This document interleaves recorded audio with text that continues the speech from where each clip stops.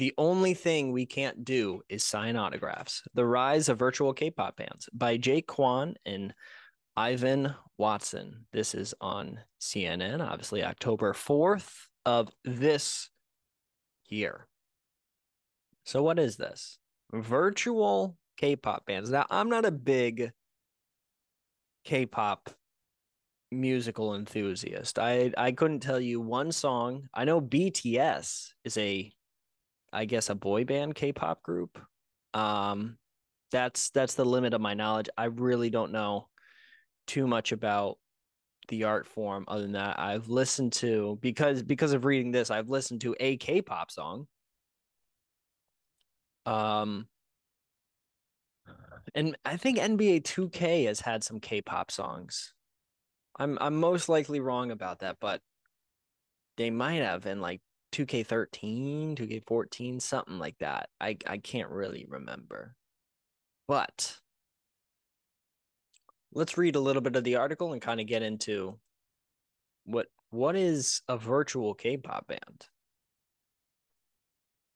In the music video for their latest single, DTD GMGN, members of the South Korean band Eternity dance in perfect time to a bubblegum pop beat in a neon pink room decorated with school uniforms and celebrity posters. The dizzying camera movements and quick-paced scene changes are typical of the K-pop genre that has become a global phenomenon in recent years. Hold me tight. Lean on my shoulder. One member sings, but the group's fans cannot do either of those things, physically speaking, because none of Eternity 11 bandmates are real. Built using AI technology, Eternity is one of the latest South Korean acts pushing the boundary between real and visual entertainment. As the group's creator and management company Pulse 9 that computer-generated stars have a significant edge over their real-life counterparts. As with most popular K-pop groups, Eternity's members include a group leader, vocalists, rappers, and dancers. But one member in particular, this is for this particular group, Eternity. One member in particular, Zayn, can do it all. Zayn has a combination of characteristics that most human artists would be hard stretched to pull off, said the firm CEO Park Ji-won. She can sing very well, rap very well, and she can be creative as a fashion designer. And she's a natural born actress. So let's watch this video. This will kind of go over the article and then we will continue reading. Pop confection. This video by girl group Eternity racked up 6.5 million views on YouTube in 9 months. But not all is as it appears here. My name is Ivan. What's your name? My name is Jane. Can you tell me about your band? 네. 안녕하세요.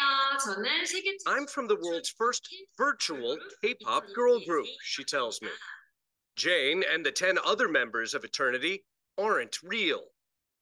Techtainment company Pulse 9 created these characters and face swaps them over human actors using artificial intelligence. I'm speaking to an AI pop star. Is this the future of entertainment? AI celebrities and singers? 네, 가능합니다. Yes, it's possible. Of course, we cannot be seen in person, but if you have a device, you can communicate with us anywhere at any time. As a virtual group, we are not limited by location. We can broadcast anywhere. The only thing we cannot do is sign an autograph. And Eternity isn't the only AI K-pop creation. Maeve is another virtual girl band with videos that have tens of millions of views. We captured a human's performance, facial performance, and then turn it into 3D animation with AI. Kang Sung-koo and Metaverse Entertainment created Maeve. Designers say the goal isn't to try to replace human artists like BTS or Beyonce. Instead, they want to create something like the next generation of Siri. I'm Siri. But in this case, it would be an avatar that sings and dances that you actually want to talk to. They will remember you, they will know about you, and they will talk based on that information. AI creations would theoretically develop a unique relationship with every user and be available around the clock on every device. Hi, everyone. This is Tyra from Maeve. And not limited by language. Bonjour, je suis Zena de Maeve. Designers are programming these AI pop stars to interact with fans. The technology still has a long way to go. Now it's time for the moment you have waited so much. And some programmers concede there may need to be laws to regulate these creations. We have to be careful, actually. If somebody evil can use it, it might be disaster. Designers say, unlike human celebrities, these AI pop stars won't age and won't ever tire out and can do anything they're programmed to do. It's like science fiction, like the robots could be taking over. Yes, like the robots that conquer the human world, we've appeared to conquer the pop music world to steal people's hearts. This may be a glimpse of entertainment in the not too distant future.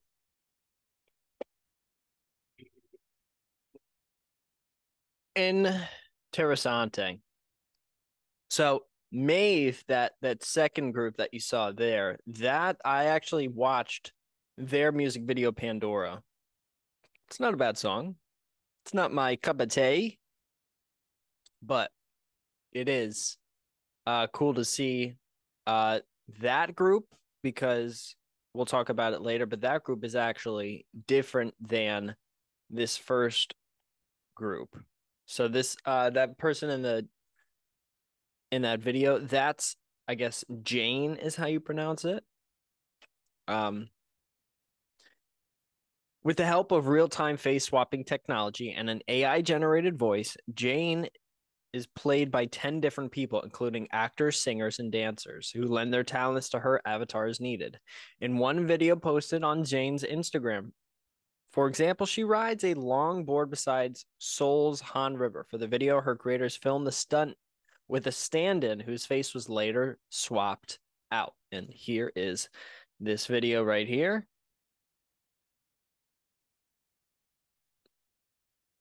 So you can kind of see a little bit of the face. But that's just a regular person doing that. And then they just come in later and swap out the face. So that's now 10 years ago, that's crazy technology. But for our current day and age, that's not something that you don't see. Right? So that's just something that's a little bit cool. However, we go further and further down here. So how were they made? Team at Pulse 9 began the process of bringing Eternity to life by designing its members' looks. They generated 101 unique digital faces inspired by existing Korean celebrities before dividing them into 4 categories, dubbed sexy, cute, intelligent, and innocent, and narrowing the selection down to 11 via an online poll. Interesting categories there, I'll say that. Using deepfake and motion capture technology, Pulse 9 then produced the band's first music video in 2021. Reaction to the video was mixed. Many social media users felt the band's members' facial expressions looked unnatural and divorced from their bodies, while many others cited the uncanny valley effect, whereby viewers are discomforted by things that resemble humans but aren't.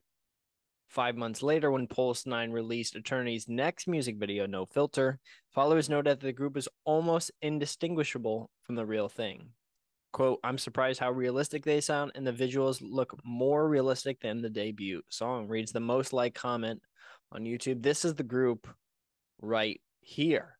So you can kind of see that, like in that video of Jane, it's a real person, but they're basically putting on an artificially generated face over it. So it's cool, but it's not crazy. It's just very interesting. Now we move on to the one that really intrigued me. Earlier this year, Metaverse Entertainment, an agency formed by video game publisher Netmarble and SM Entertainment's parent company, Kakao Entertainment, debuted a virtual girl group, Maeve. Unlike Eternity, which relies on straightforward face swaps, Maeve's 4 members were generated from scratch using CGI. And this is Maeve right here. And I think this is actually from the set of their music video, Pandora, which I did listen to, and I suggest that you do the same. I'm not saying it's a great song, but it's weird knowing that it is completely like artificially generated. I don't know about any of the production side of it, but certainly the voices and the actual characters are. Metaverse Entertainment used AI technology to generate faces, merging the features and hairstyles deemed most desirable into 4 final characters. The company employed motion capture technology to record real-life K-pop performances at a deep learning program, then used to animate music videos. The group's vocals are part of human and part AI generated. Are part human, part AI generated. So I guess it's a mixture 50-50. I don't know how that exactly works. Said Metaverse's Entertainment Chief Technical Officer, Kang Sung-koo. Our goal is to create fully AI-driven virtual humans that are really believable. The music video for Maeve's first song, Pandora, has already racked up 25 million views on YouTube. Now, moving on to the future of K-pop, I guess the big question for everybody is this actually going to replace music? Could someday there be, because there's a lot of advantages to having this technology, which I'll go in a second. But let's read this last article. But actually, first, is this the future? I think the main concern that people will have here is obviously artists not being able to compete because they can't keep up with the creation of straight songs and albums and just the amount of creativity that these potential artificially generated artists are able to do. I mean, you could have an entire 15-song album created in probably 30 minutes. I mean, maybe an hour. I mean, I'm not sure, but it's very likely that something that would have taken a human 6 months to make an album. Think of Drake just released an album. How long did it take him to release that? Imagine making a new Drake album in 4 hours, 5 hours, something like that. And it's just something you put into a program. You listen back, you make some tweaks, you plug it back into the program. You say, hey, I want to have this aspect of the song a little bit more, this aspect of the song a little bit less. And a couple hours later, you got a full Drake album. Is that possible? I don't think it's possible right now. In the future, I think it will be possible, but will people still want to listen to it knowing that it's AI generated? I don't know. I guess that's more of a question for my generation and the generations after mine, because if you're in your 40s, 50s, 60s, I really don't think you're going to start listening to artificially generated music. I could be wrong, but I feel as though those people kind of have their music choices picked out. Now, for this last little section, the future of K-pop. Virtual K-pop stars may enjoy an advantage over human ones when it comes to engaging with their fan bases. Advancements in AI language programs could make it possible for fans to speak with and even build their own personal relationship with their idols. Metaverse Entertainment is already experimenting with this idea via apps that allow users to directly interact with Maeve. The band's members currently speak Korean, English, French, and Indonesian, indicative of key fan bases and target markets, though they could theoretically speak any number of languages. Quote, there are some things I cannot tell even my best friend, so maybe I could tell a personalized AI, which can comfort me and care about me, Kang said. I think it'll be good for everybody. What can you not tell, even your best friends, that you would feel comfortable telling to an AI?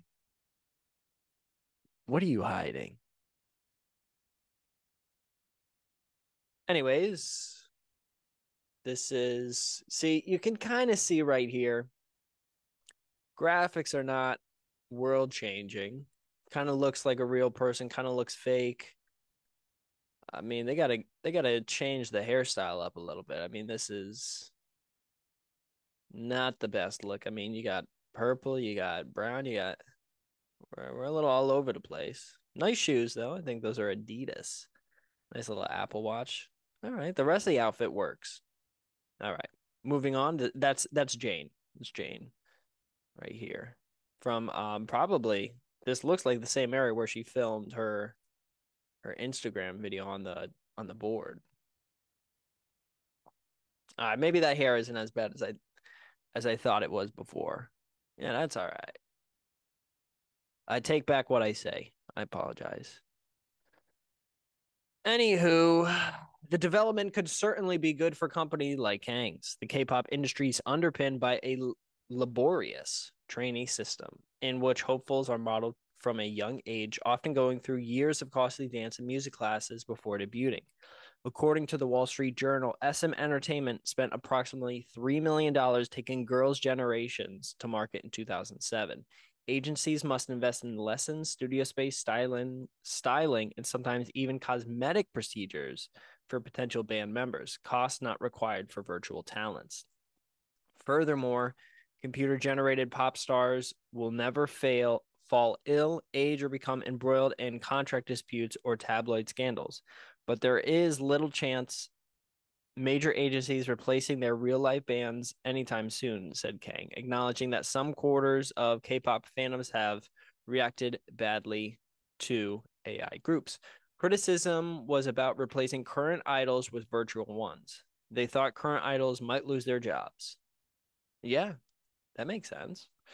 Eternity's creator Park agreed, comparing the emergence of AI to the invention of photography in the 19th century. Many painters were afraid of the new technology, but today we still have painters. I think BTS will never be afraid of virtual idols. They're just new content. I mean, many painters were afraid of the of photography, yeah. But it's a little bit different where the art form of a painter is different than a picture. A picture is just an image. Yeah, you can edit it. You can do Photoshop and all that kind of stuff, but a painter is usually an abstract thought where somebody like Vincent van Gogh is painting Starry Night. Like, yeah, there's the Mona Lisa, which is basically just a picture. But then you have these other designs, like people who do these crazy, all over the place, crazy drawings, as opposed to say a just a straight image. So there is a little bit of difference there. However, I do think there is a potential that this completely flops, that nobody cares about artificially generated pop stars, rappers, anything like that.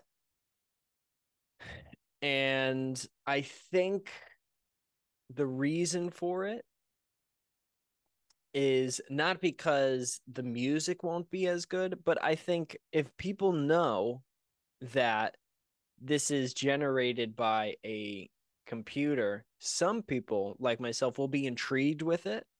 But if you're a big time music listener and you're listening to music every single day and like you really care about the music, you care about the creation side of it as well, production, all of the stuff that's embroidered with it, I feel like those people are more so going to want to have the original human ideas in their ears rather than artificially computer generated audio from, say, a computer, say a robot, say even a group like Maeve. And once again, I'll stress, go listen to their song Pandora. I'm not going to play it because I'll probably get demonetized, although I'm not monetized. So I don't know why I said that. I'll get like copyright stricken. But go listen to their song Pandora, Mave. The song name is Pandora. Go listen to it. It's not a bad song. And I'm not a big K-pop fan, but I try and apply that to music that I listen to. Like there was a huge controversy over a Drake artificially generated song on TikTok, and it was good. Like it was an objectively good little sample of a potential Drake song. And there's other songs. Another song that popped up was called "Winter's Cold" by Drake AI. That's a really good song. You can find that on YouTube. It's an entire song, and it's really good. But because of the fact that that's not a Drake song where you have 40 producing and you have individual things like Drake's creativity, like on this last album of his, I think it's called For the Dogs or All the Dogs, whatever. He had his son on one of his tracks. And now that's something that he's never had. He had his son do like a little freestyle on one of the tracks, do some like audio in the background of some of the songs as well. Is that an idea that an artificially generated computer program would come up with? Drake's never had his song on any of his previous songs. He's never put him on like an album or anything.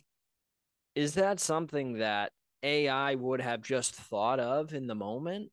And then later in the future, is Drake going to have his son on all of his songs? And same question goes for artificially generated music. If they include it on one album, are they going to continue doing so on further albums? I'm not sure. I don't think so. I think that humans, as in our current state, are far more creative than these artificially generated music artists. And maybe that changes in 5, 10, 15, 20 years, but as it currently stands right now, the creativity side is going to go towards the humans. And I also think humans understand that and appreciate that more, that this is an original idea generated by a human, somebody who was doing something and then they heard a couple lines of a song, they heard a beat, they had an experience, and then they wrote down lyrics, or they performed it live, or they freestyled, or whatever it was, and then they recorded it, made sure it sounded good, and went through all of this work to put together a song, as opposed to somebody just putting into a chat GPT prompt, be like, write a song about singing the ABCs, but make it a Drake song. And then having that come out and then creating a song using that. I think people understand the difference between the two. And I think in our current state, my generation of adults, maybe some of them will be like, I just like that I'm able to get a new song from this AI generated version of Drake, a new entire 3-4 minute song every single day if I want it, or every single week if I want it. Now, one of the things about the Drake artificial generated songs that he did, that was still people who put into a prompt, hey, write me a Drake song. And so they got, I believe it was lyrics, but the production, the actual performance, all done by a human.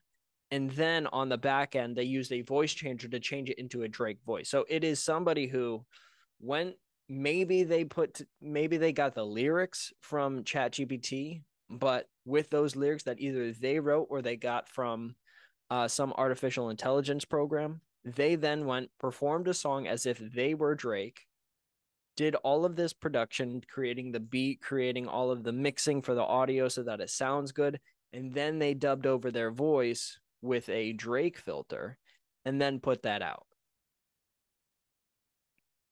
That's not really exactly what the Mave group is, because the Mave, from what I understand, is they're creating songs 100% via artificially generated stuff, whereas in the Drake example, you have somebody who's basically creating a Drake song via their own lyrics and own production and all of this stuff, but they're just adding a Drake voice on top of it. And I think that there's more potential for people to respect the one where it's just somebody putting a Drake voice filter on the song rather than a whole group where everything's 100% artificially generated. But the younger generations, I feel like they won't have an issue with that. I think they're growing up in a time where you're given a tablet as a 4 or 5-year-old. You complain to your parents too much on a family vacation. And I saw this when my family and I, when we went to Portugal, and I see this all the time in my daily life as well. You see in a public place, a kid, whether it's at a mall or something like that, a kid is bothering the parent. They're being very needy. They're having temper tantrums. They're hungry. They're tired. They got all this energy. They're all over the place. And then the parent just gets just fed up because they're with their friend. They're with other people, and they want to be able to have a conversation with them because their whole time is taken up by their child, and they just want a couple of minutes to hang out with other people, have a conversation about some type of matter, a private or important conversation, and then they have their kid coming up and bothering them. Not that they hate their kid or anything. It's just that sometimes I imagine you want to have conversations with other adults or interact with other people, and you don't want your kid to try and be getting your attention, yelling and pulling at your leg. What blah blah blah blah blah blah.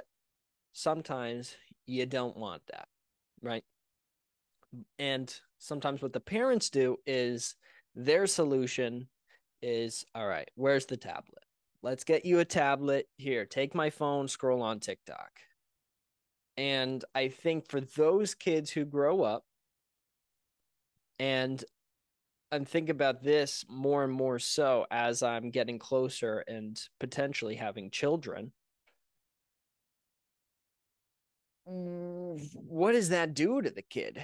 Where they grow up from the age of 5, 6, 7, 8, and they are able to access a tablet pretty much almost at any time that they want to. Because once you get it once by complaining and you want it a second time, you're going to do the thing that worked the last time as a kid. I was a kid, and I would find ways to get what I wanted, whether that was get my phone back after it had gotten taken away by my parents. I would make stuff up, be like, I need to I think I have a group project tomorrow. Can I just text my friends to make sure that I have everything? And then I would make up an entire scheme and be like, yeah, it was for English 306. We had to do this paper, and I need to know whether or not we had to do this reading for it. And they'd be like, okay, give me my phone. And then I would just go on, I think at the time I probably was just Instagram or the iFunny app. That was a big app when I was in middle school. But stuff like that where I would manipulate them. Not a good way to grow up. And now, unfortunately, I spend 8 to 10 hours on my phone daily. And part of that is because I listen to podcasts mostly on YouTube, also on Spotify, but mostly YouTube. And you have to have the app open the whole time. So every day it says I got like 5, 6 hours just from having YouTube open, which is different. But some days I'll have 2, 3 hours of TikTok or 2, 3 hours of Instagram, or a combination of like 3 hours with TikTok, Instagram, and Twitter. It's definitely not ideal. But going back to what I was talking about, the generation of kids who grow up with a tablet in their hand, who grow up with an instant, hey, I want to get content as soon as I can. I'm really bored. I don't want to open up this book and read and get to page 5 or 6. There's no moving pictures. There's no funny voices, no audio portion of this. They go grab a tablet and they open it up and say there is a AI generated song for Drake. We'll take that example. I feel like those kids are going to be more inclined to want to have that artificially generated image. Now it's up to the parents to ultimately let them listen to it.